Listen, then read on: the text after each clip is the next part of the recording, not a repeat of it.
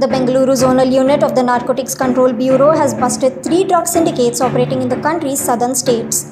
In the operations conducted in the last 9 days, the NCB seized banned narcotic substances and arrested 6 people.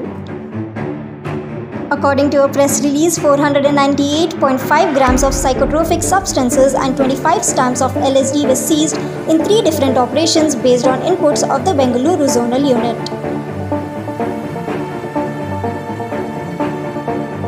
Amit Khawate, IRS Zonal Director of NCB Chennai said, "The heavy rain and cyclone alert in Chennai and Andhra Pradesh are not deterring these ganja traffickers.